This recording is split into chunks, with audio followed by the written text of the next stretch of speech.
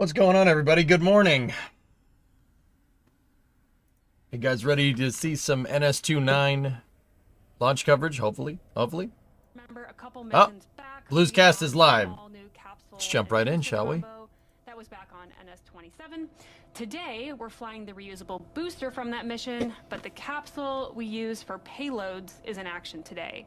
And that's been in flight since 2017 and has seen a lot of space action so far. Yeah, we've seen that thing fly a lot. It's had 10 flights so far, that capsule. And overall, this is the 14th payload flight for New Shepard.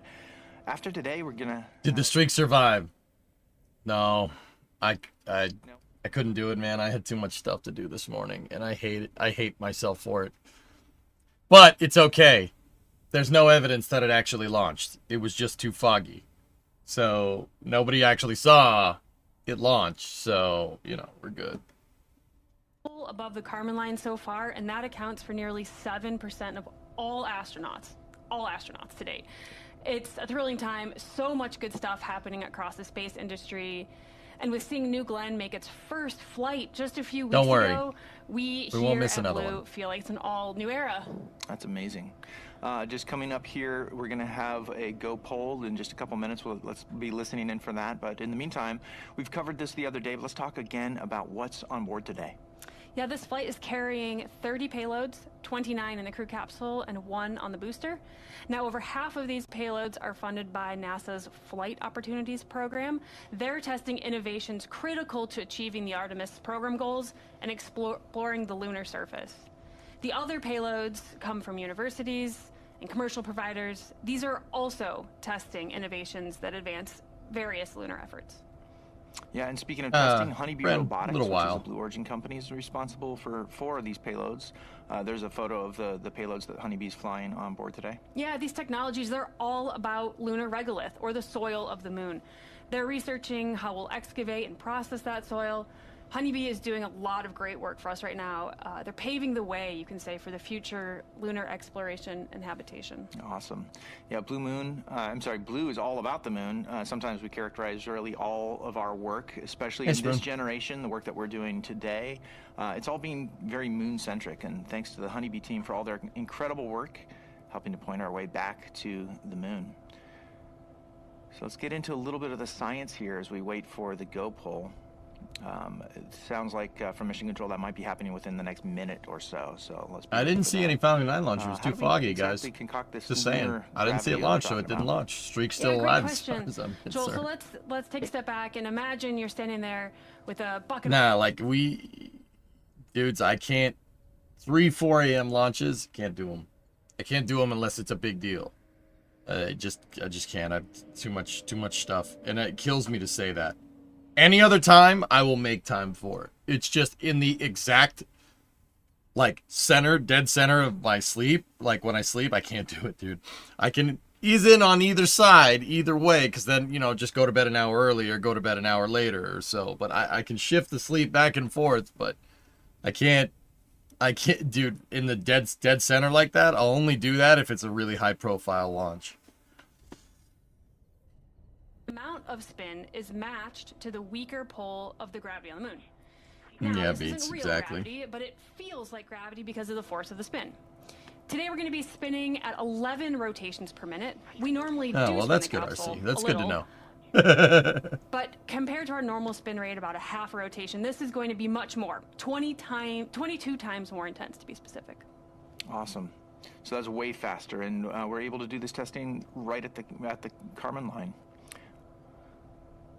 Spinning is a good trick. And that's just 100 kilometers from Earth. That's where New Shepard flies, and that's just way more reachable for us and suited to these scaled-down experiments compared with, say, going all the way to the moon, which would take several days of spaceflight.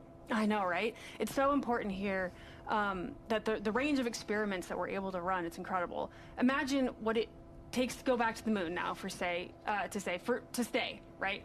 Now, what kinds of technologies? I'm going to cut in right there. Yeah, I hear listen. that the Go poll is happening now, so let's listen in. Push to talk. PM recovery.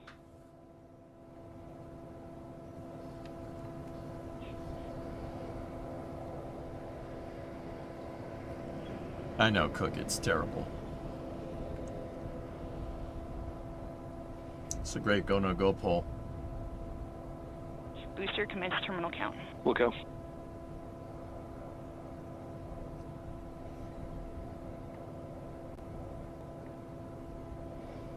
Engineering verified trajectory index 1.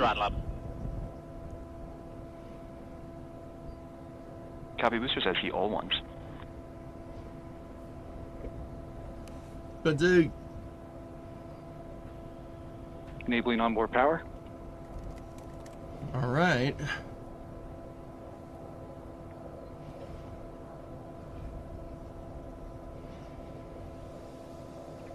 All right, I think it was a little hard to hear there, but the it sounds like we are good for terminal count. Tim Jewel Guy, what's up, dude? Thanks for that Prime sub. That's the auto sequence is coming up here shortly. So, yeah, I mean, Alice, continue talking about this, the lunar experiments that we're doing on board and how we're. I mean, you were saying about like the way that we're doing these experiments is great because it's so scaled down and a lot more achievable on New Shepard than it is for us to just go to the moon. Yeah, absolutely. We're watching the clock here, T-minus 6 minutes, but let's dive into those technologies that it's going to take to get back to the moon. Specifically, we're talking about things like in situ resource utilization, or ISRU, dust mitigation, advanced habitation systems, sensors and instrumentation, small spacecraft technologies, as well as entry, descent, and landing technologies. Now, that's quite a full range of lunar testing that we're able to do today. It's going to go up and come right back down. The simulating the moon's gravity up till now was only possible for a few seconds with centrifuges or parabolic flights. So between that and actually going to the moon sits New Shepard. It's kind of filling that sweet spot in the middle, showing that these technologies can be tested at a lower cost with immediate results and over minutes of data collected, not just a few seconds. Yeah, with this new capability, NASA can now expose their payloads to lunar gravity for a longer duration, like you said, Joel, about 2 minutes today. Yeah, and RC, they get can to 10. test much larger Thanks, man. payload sizes.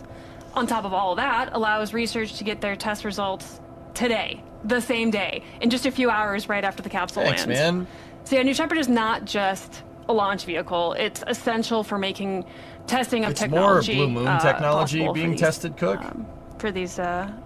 So they have some regolith testing devices on board. They're going to test in microgravity environments. So basically, it's equipment that will eventually, in another form, get out to the moon.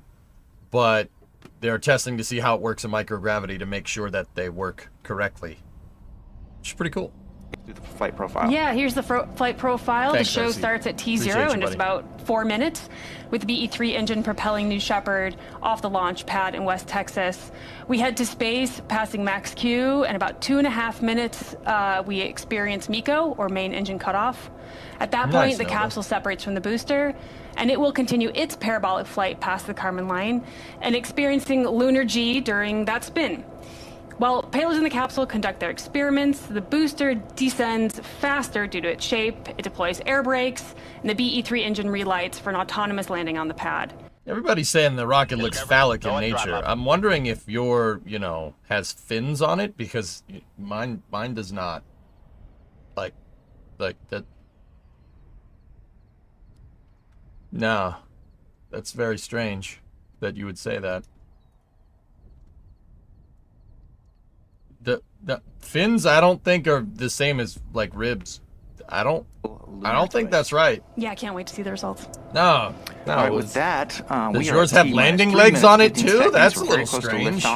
So let's throw it to the rocket there as we await those final bit checks. You mean that's not normal? All those actuating surfaces being finally tested. You should probably go to the doctor. The moment of liftoff. You should probably go to the doctor.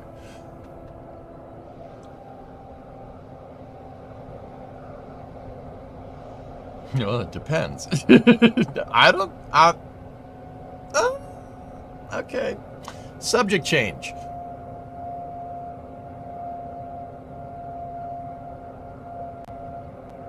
Discovery, go at throttle up.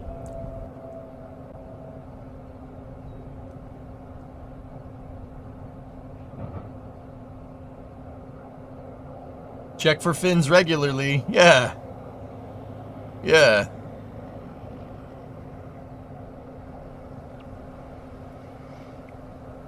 All right, welcome back. This is the NS-29 mission for New Shepard, the 29th for the program and the 14th payload flight for New Shepard. Very exciting. We are in auto sequence right now as the vehicle is basically taking over ridiculous. Crew access arm is retracting. Command of itself. It's becoming autonomous now. Now there's no crew on board. This is only carrying scientific experiments for NASA and university research, but they still retract the crew access arm because it pays to do the same thing every time. These beautiful views from West Texas.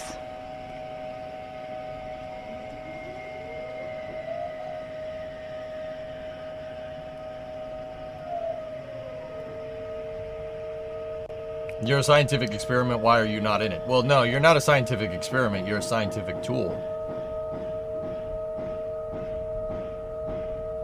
And there are the aft fin checks. You can see those moving back and forth. We do that right before control surface checkout liftoff to make sure we can steer the vehicle on ascent and descent.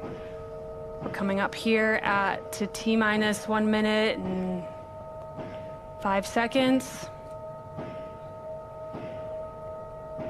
The vehicle's coming alive. You can hear that. With the counter? It's incredible. The sounds of the launch pad.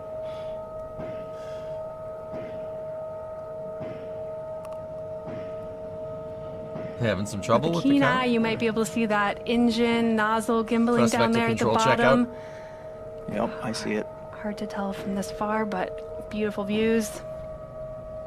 All right, we're also keeping an eye on the pressures and temperatures in those propellant tanks.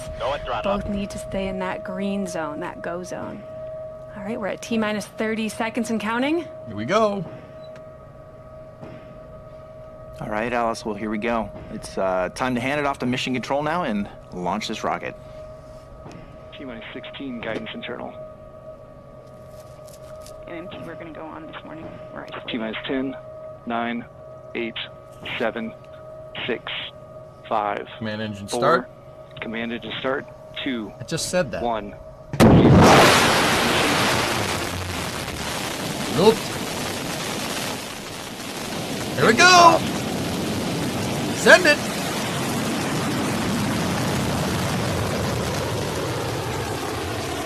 New Shepard has cleared the tower, heading to space.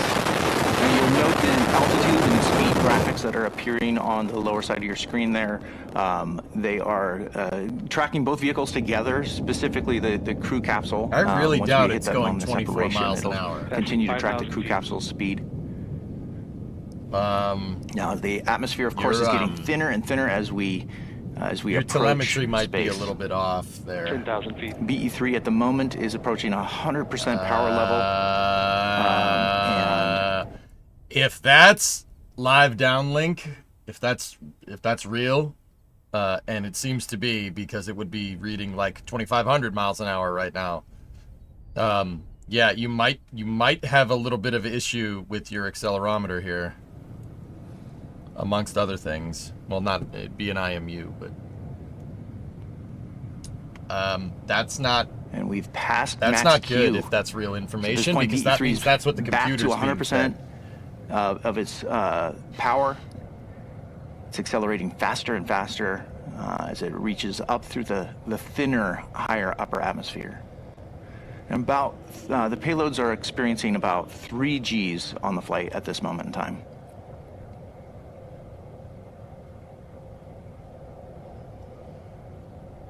About a minute, 45 seconds of boost so far.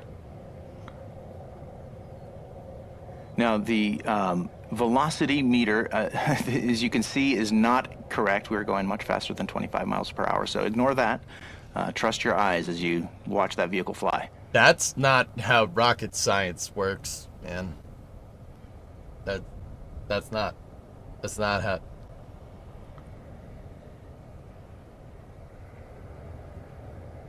These onboard views are very helpful to see, as you can see the Earth descending away from the camera there. There's engine cutoff. All right, we've hit MECO. Main engine cutoff. Somebody having a lightsaber battle back there or something? Shortly here, we'll see separation. All right, the 0G indicator there means that we have reached separation. of the two vehicles, and now the crew capsule and the booster are now coasting to their apogees simultaneously, and you can see that clean separation now between those two vehicles. Very, very pretty.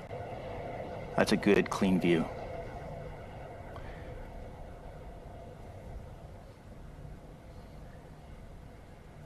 The capsule at this point will begin its spin up for the payloads inside to experience not zero G today, but lunar G. It's a little hard to see from this camera view, but we can't wait to see those results. Yeah, Hokie, that's what I'm wondering. Is it something that's used for the stream, or is that something now, the wrong booster with the has begun its descent. You can see that booster vehicle is seems making, to be okay. There's a lot of separation there between the crew capsule, the top picture, and the booster down below.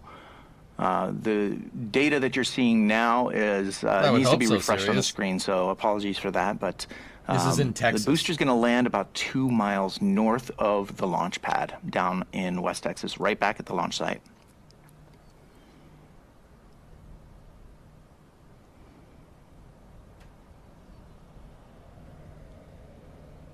And I'm hearing that the crew capsule is at full lunar G roll, so it has reached they're over full 100 lunar kilometers G. up. Those payloads experiencing that, conducting their experiments, doing all the science that they've waited months and years for in some cases. That's right. Yes, we've been looking forward to this flight for a very long time.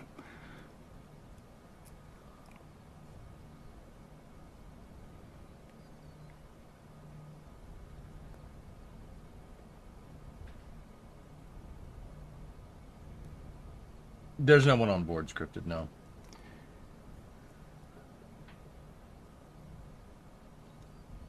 Now, you notice the last time we tried to do this launch, there was a cloud cover. Today, there's no clouds, so our long-range cameras are able to clearly see the view all the way up to space and track both vehicles together. I can't and tell. You can see that booster is descending. Now, it's at this point in time, it's re-encountering the atmosphere, and it'll begin using its steering fins to be able to guide it autonomously all the way back to the launch pad, or not the launch pad, but the landing pad, which is very, very much nearby, about 2 miles north of the launch pad.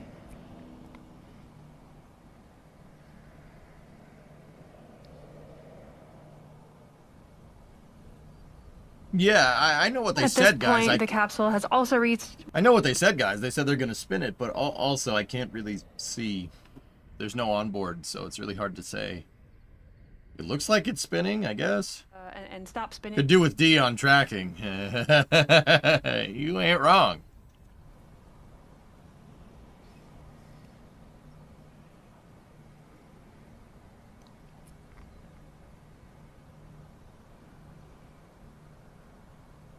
It's a very clean, long shot from our long-range camera on the ground in West Texas. Maybe Shepard, yeah. Now we're tracking back. the vehicles now. This camera here is looking at the booster as it's descending. You can see those wedge fins have deployed off of the top of the ring fin. And so it's able to steer its way back, and shortly here we should see booster relight.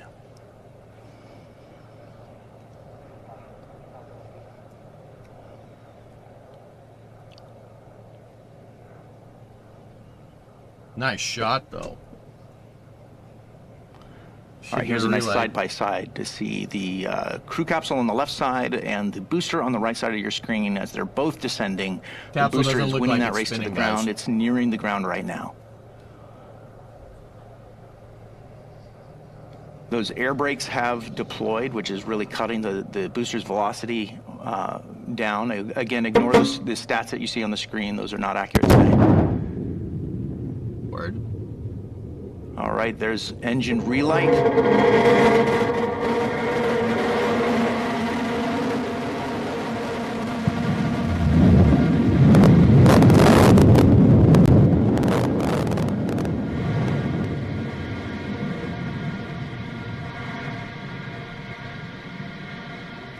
And touchdown. Lands right behind me. Sorry about that. All right. Love to see that. Clean booster touchdown. And then here's the crew capsule. Yep, we got eyes on the capsule. I've been moving my camera around for you guys to As be you've able to noticed, see it's things, stopped, and it's it freaking spinning, lands right behind me. maneuver, Of course they framed the shot payloads that way. inside Why it. We are wouldn't re-entering they? the atmosphere. We've experienced up to 5 Gs on Dang descent. it. We're awaiting parachute deployment. Let's take a look.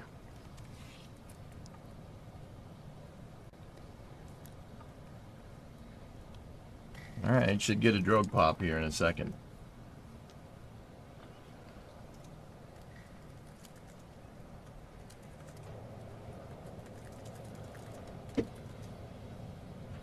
Moon to typers.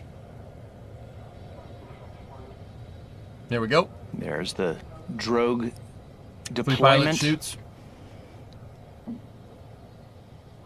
Did you hear that, series? They were moon to typers. Yeah, there we go. I swear to God, if they put this behind me, come on. And there you see the main Put it in the parachutes center of being the pulled screen, out damn it. by those drogues.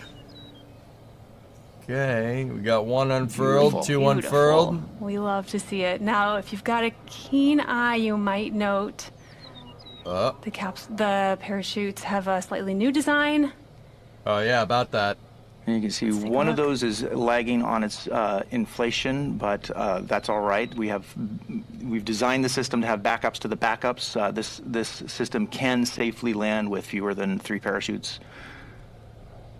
So we're going to continue following this. That's not great. As it That thing should unfurl soon. the West You're Texas only desert, 1,000 feet and off it the looks ground. to me like the stats that you're seeing on the screen are accurate there for the capsule descent. That's the correct expected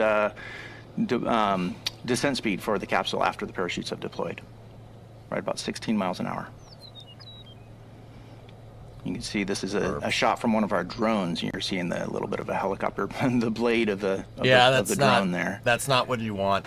That chute should be fully inflated by now. You're 500 feet. Yeah, now as we descend under parachutes, now they are essential for providing a gentle touchdown of our capsule. But like Joel said, we've got many backup systems. One of the nominal systems we use for touchdown is our only at 100 retro thrust feet. system.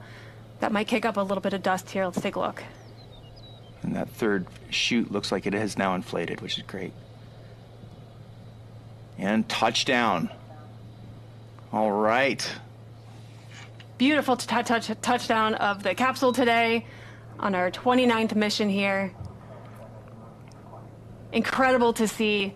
Now our capsule recovery team is currently driving out in a convoy. So they did say that they were testing a new chute design. Yeah, you're gonna have to check that. Like you don't need chutes fully unfurling 1,000 feet off the ground. That's 300 meters, 330. Yeah, it's about 300 meters. It's close enough. That's way too close. Unless that's intended, which I highly doubt, comparatively to the other chutes reefing. That's not what you want. That thing really needs to unfold better. But they said they were testing a new chute design, which, I mean, if you're going to do it, now's the time to do it. It's also designed to take astronauts to space. And so if you would like to purchase a seat on a future ride to space, just visit blueorigin.com and click the Fly to Space button. Your own journey to visit the Kármán line may be closer than you think. Yeah, and if you'd like to join our team and help us build a road to space, we've got hundreds of positions open across all of our manufacturing facilities from coast to coast, Florida, Alabama, West Texas, and Washington. Just visit us at blueorigin.com/careers. West Texas And is there's not a more. state. If you liked what you saw today, we have some great gear available, including a very cool mission patch. There it is in the middle there. Are they merch plugging on This their one's a cool stream? one. It features a crescent moon Are at the they merch top, which plugging right now? it represents the lunar gravity that we're simulating on today's flight, and that 2 minutes of lunar G spin. It's got a few hexagons in the background there. Of course, those Oh, yes, hexagons. Honeybee team. And the crew capsule there is using its RCS system to spin up that lunar gravity. ATM machine. A favorite feature of this patch, and really any patch that I've never seen a patch like this. The street art style is our way to show off the modular vehicle liveries that we flew today between the booster and the capsule. Very creative. Well, hey, my name is Joel Eby, and for me and for Alice Watts here, and for the whole team at Blue Origin, thank you all for joining us today. Until our next launch, Gradatum Ferociter. Yeah, it's not like I'm trying to change that, though. Too much merch plug. Yeah, no. You need to less merch plug. And gazing back on Earth through some of the largest windows that have ever flown in space. We have. Captain. 9. A once-in-a-lifetime journey is closer than you think. It's your time to join the new generation. Yeah, they were saying Happy Thanksgiving. Gobble gobble, Ferociturkey. That's what they were talking about. They were saying Happy Thanksgiving in Klingon.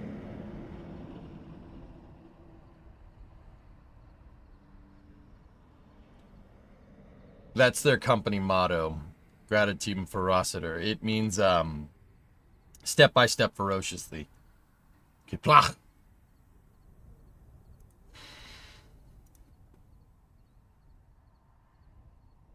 We made this in the street art style to better connect with the youths. Yeah, it's some real how do you do fellow kids vibes going on there. Are you feeling ferocious today? I'm feeling something. I don't know, but anyway, that was NS-29. It was pretty good. Just a little bit of scientific payload action. Pretty cool. More step by step than ferociously. Yeah, you got to connect with those youths. How do you do, fellow kids?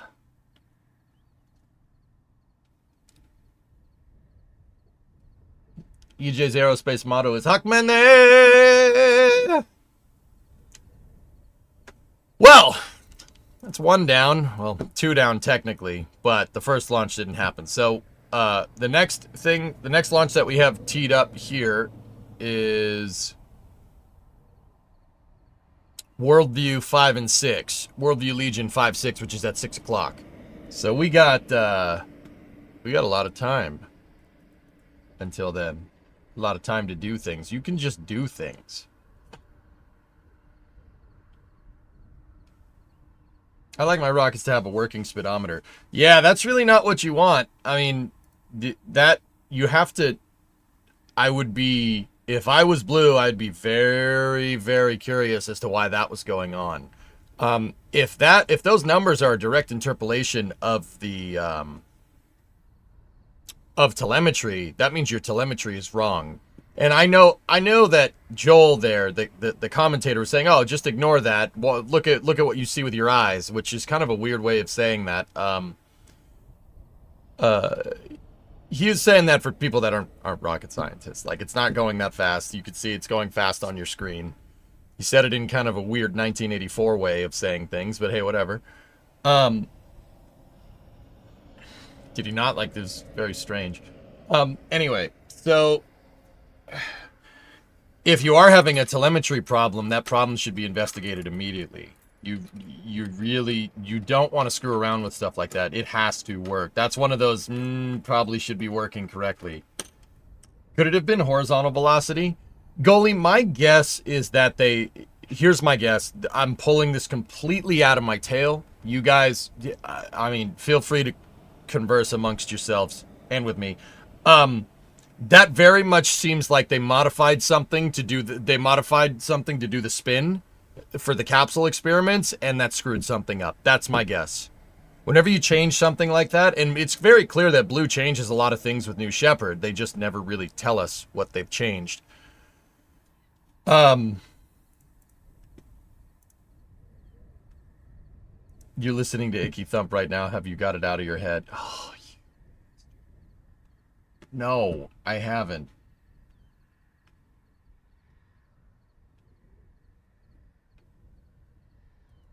Oh gosh, you misread. Jargon, yeah, no, sorry. All systems sword was a little too sharp. Have I got Icky Thump out of my head? No. Now dude, it's gotten worse. I'm like trying to figure out how to play it. It's gotten way worse.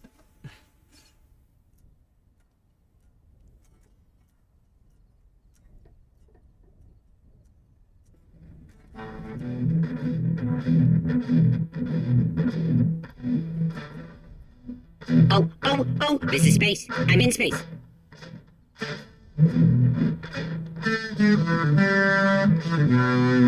That's not it. Discovery, go and throttle up.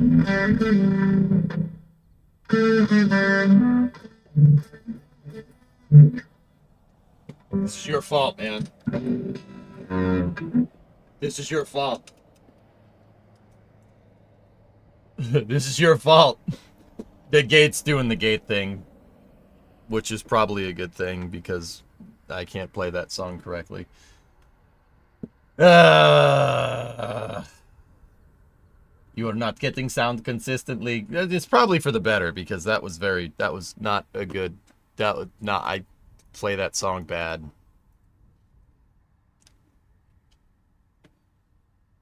Well, anyway, we got NS-29. Now what? Let's see. What should we do? What should we do?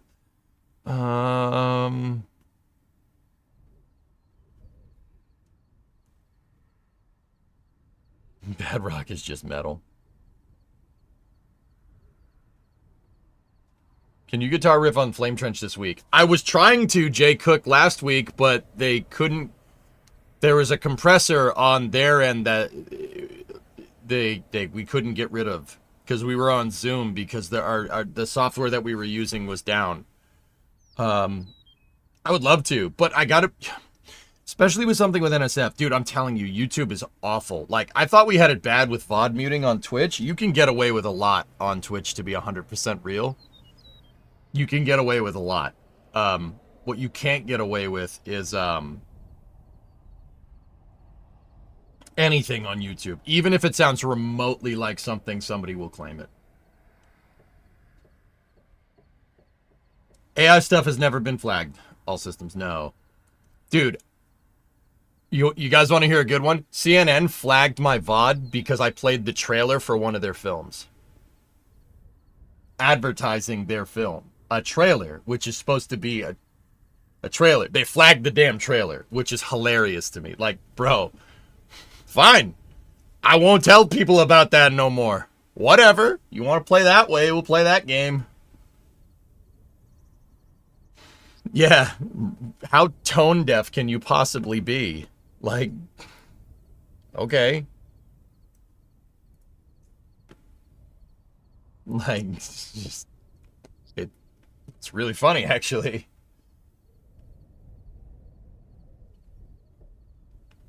Yeah. Hey, whatever. It is what it is, man. Let's see. What do we want to do? We could go mess with that's cool Deuce Coupe that we made in Beam. That was kind of fun. I enjoyed the heck out of doing that. But I kind of want... I don't know, maybe I could save that for Fridays or something.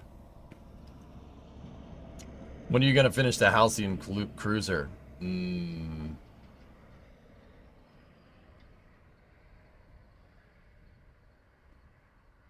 you have people... Oh, dude, the police siren in Beam got claimed. The police siren in Beam got claimed.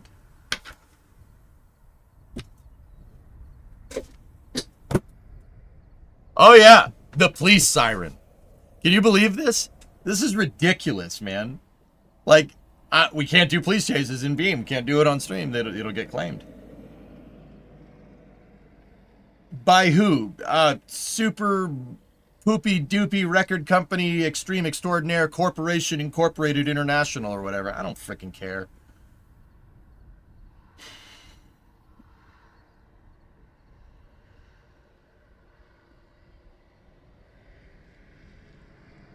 Yeah, that's right, Kralani. It's stupid.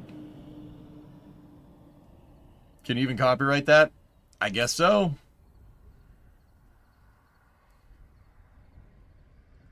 It is what it be, so it do.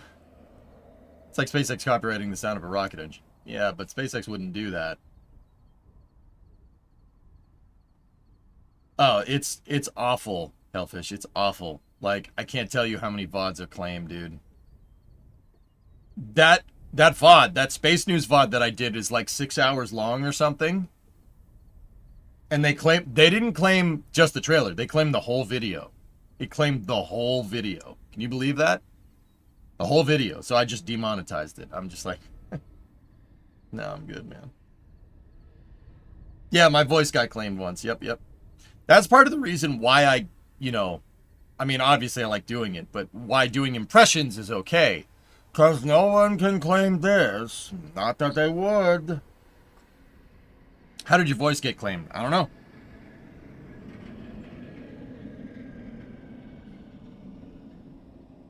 Yeah, if they could just, you know, like, get rid of that, that'd be awesome. It'd be really useful for me.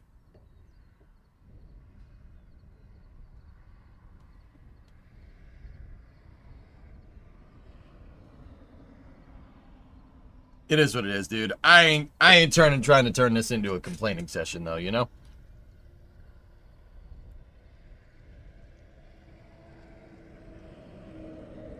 Dude, you guys want to know how bad it is? YouTube sent me a notification the other day, and it's like, oh, people are using your video. People are using your video. Would you like to copyright claim them? And I looked at it, and it's all footage of rockets. And I'm like, no, I would not. That's no. You know, somebody's just like, yes. You know, like, you know, someone's doing that.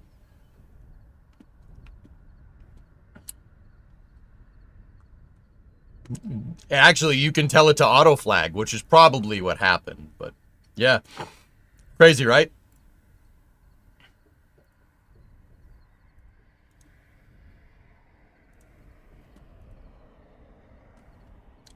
Let's see. Let's go down the list. What do we have? What do we have here? Yeah, I got to get your payola or whatever. It just kind of ticks you off. That's content creation, man. Like, I'm just telling you guys, like, it's a little ridiculous, but, you know, whatever. Whatever. That's how it's got to be.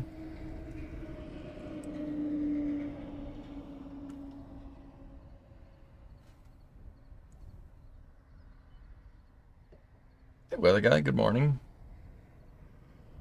What the heck are they doing? Making billions of dollars is the answer to that question.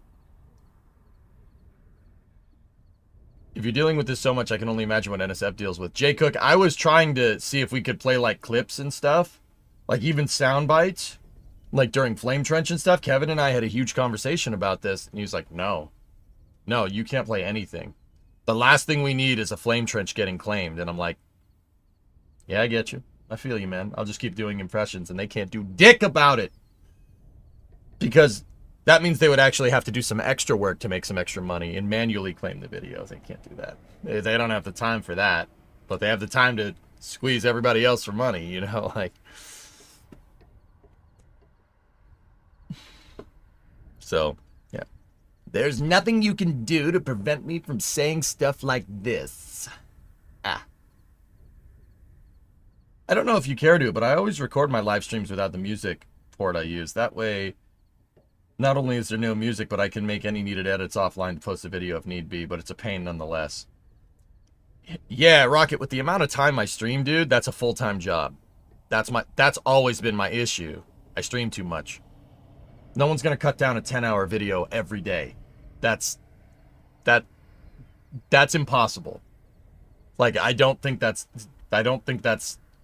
a thing, you know? Editing it takes time, dude.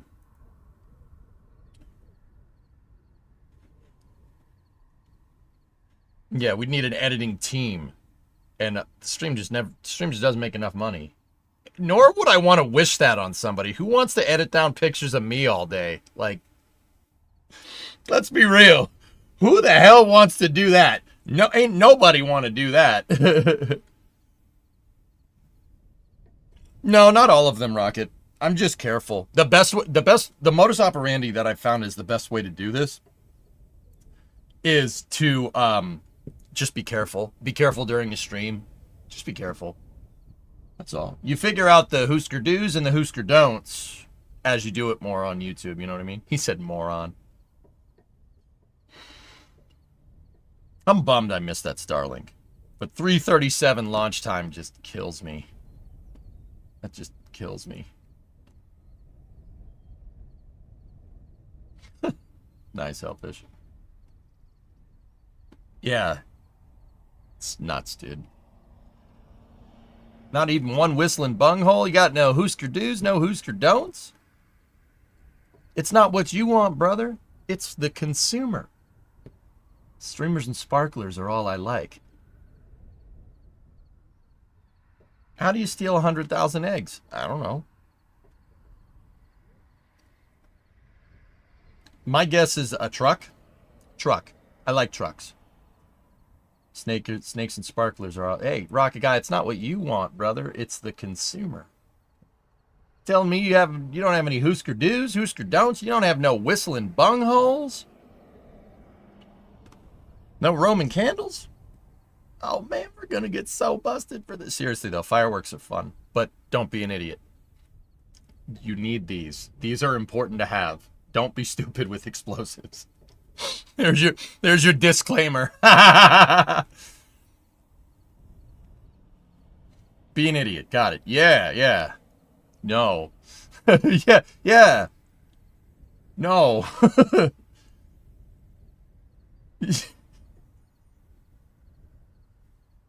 You win both ways, brother. It ain't no meteor. What you got there is a big old chunk of poop. What? Oh, yeah. We call them Boeing bombers.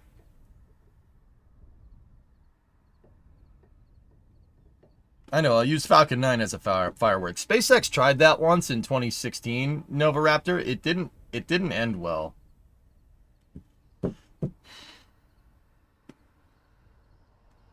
SpaceX actually tried that a month ago. It also didn't end well.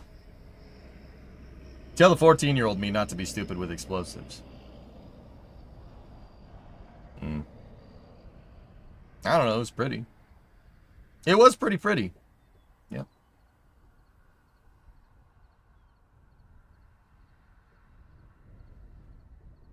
No. I just made the reference to Jay Cook. It's fine. Comedy is tragedy plus time.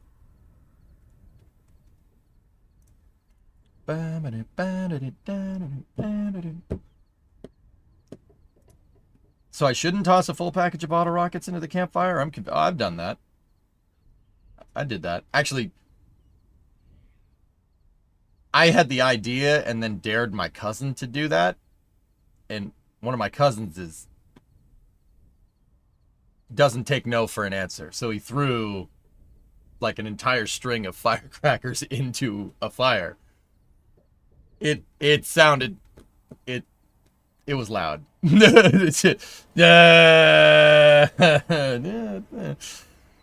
then, like right after that, to prove how much my cousin did not give a frick, he took the other string that we had, went out in the middle of the street, and then just lit it on fire in the street while like cars were going by. It was, yeah, no. When I tell you my family is just more of me, that's, yeah. Oops. You guys want to hear a weird one? I have family in North Carolina. Can you imagine redneck versions of me? It's a good time. This is a good time. Last time I was down there, we broke stuff. We broke some stuff. It was pretty funny. Oh, now my mom is asking which cousin. Uh-oh.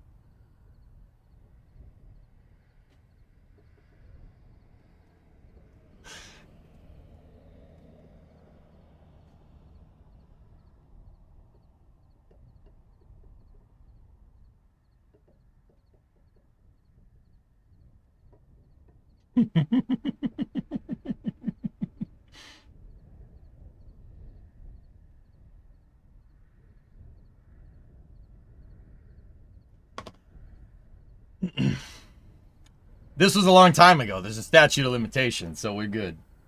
We're good. It's a statute of momentations. It's fine.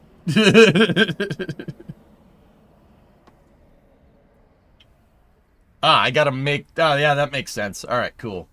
All right, cool. Same. All right, what are we playing today? Want to play more Beam? Want to see if we can... What EJ doesn't tell us is that this was 4th of July, 2024. No. No, it was well, no, this was a long time ago. The last time I did screw around with fireworks rocket guy, I took two little bottle rockets, right? And I cut one open. Don't do this unless you really know what you're doing. First and foremost, I took one of them, cut it open, took the explosive pyro out of the top, because it's just an SRB with an ablative casing. That's basically what it is, right? And then I took the casing from one, and I crunched the sleeve of the other, removed the pyro, right, from one, and shoved it up the nozzle of the other one. Well, I removed. They pack the grain in those things to make a nozzle, right? So I cut that out, and I made a longer bottle rocket, and then I lit that. The problem is that, you know, doing that without doing any math makes something that has a 1.01 thrust to weight ratio. So this thing went up probably about 5 feet and popped. Rocket science, man. yeah. I made a bigger booster. Obviously, I made a bigger booster. Like, it worked. It had a longer burn time, but it was like, you know. Probably should have done more math there. Yeah, scripted. It's good stuff. Worked. And how was that not a sign that you loved rockets? Everyone's like, here goes EJ doing engineering something. I'm like, yep. And they're like, it didn't fly very far. I'm like, bro, you have no idea how good. You don't know how good I am that I got that thing to work as intended. All right. You don't know. You have no idea. Like, they're like, yeah, sure. Okay, pal. When do we get a fireworks stream? No. Not fireworks.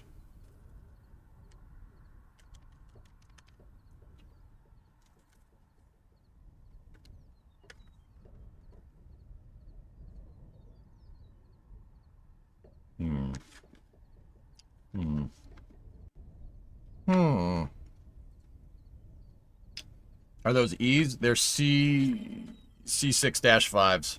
So just little baby rocket engines. I keep them on my desk, you know, for science. Not big enough. I mean, you strap 3 of them together, it'll become big enough. Well, not really.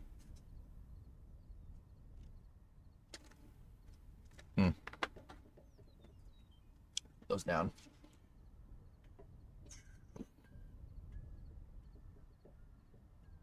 I got icky thumb stuck in my head again. You dickweed.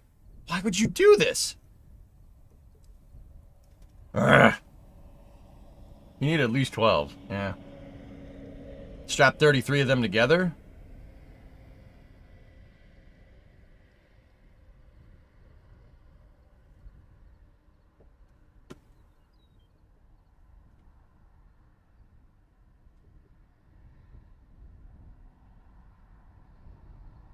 Keeps them on the desk right next to the torch.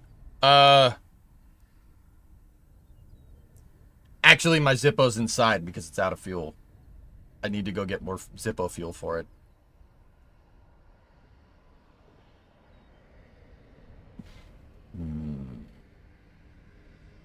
I was thinking, how long do we have? We got about 5 hours. So what can we do in 5 hours? Did we launch? It launched, Bree. Yeah, everything is good.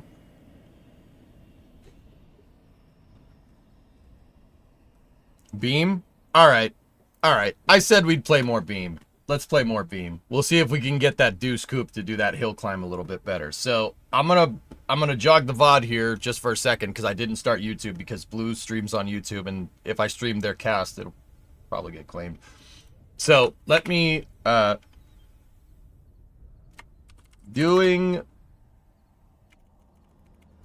so how about making a hill climb Deuce Coupe?